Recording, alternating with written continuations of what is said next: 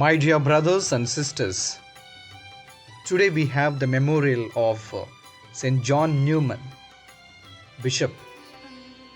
My friends, John Newman was born in what is now the Czech Embassy. After studying in Prague, he came to New York at 25 and was ordained a priest.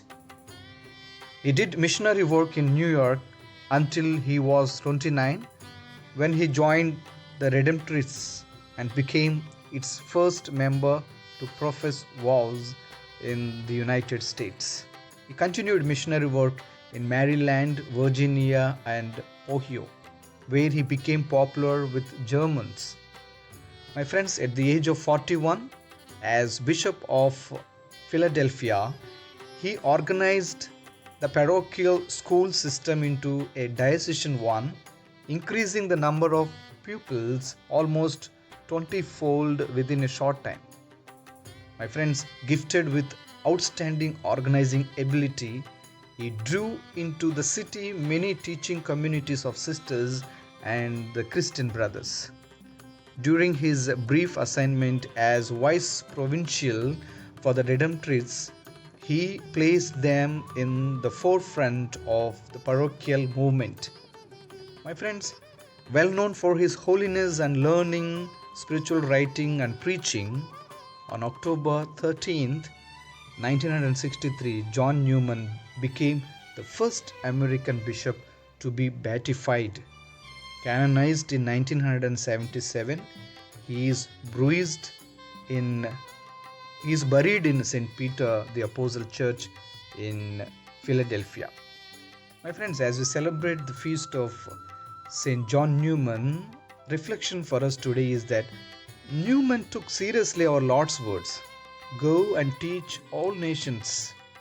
From Christ, he received his instructions and the power to carry them out.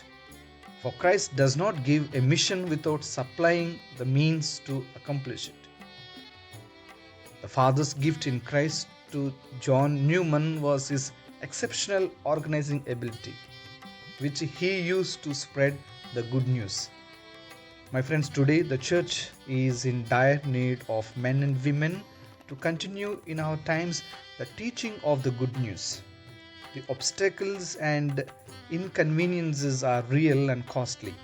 Yet, when Christians approach Christ, he supplies the necessary talents to answer today's needs. The Spirit of Christ continues his work through the instrumentality of generous Christians. Yes, my friends, we have so many generous Christians who are able to give time for the Lord, who are able to spread this good news, may it be in the form of Legion of Mary, in the form of Society of St. Vincent de Paul, in the form of other organization councils that we have, in the form of evangelization and so on. People are doing their own way, teaching the values of Christ to the unknown. May God bless all such generous Christians, generous Catholics who are spreading the good news to the men and women who do not know about Jesus and his teachings. May God continue to do so. May St. John Newman intercede for all of us.